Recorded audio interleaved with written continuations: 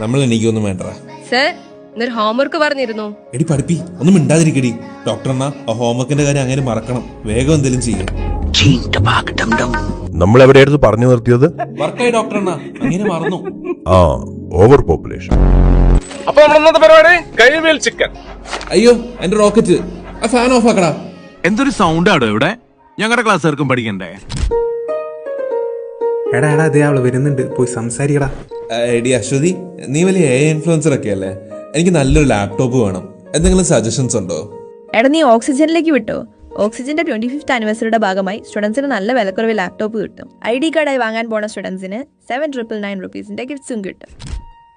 എടാ നീ ഇതൊക്കെ കഴിഞ്ഞ് കാനഡയിൽ പോകാനല്ലേ?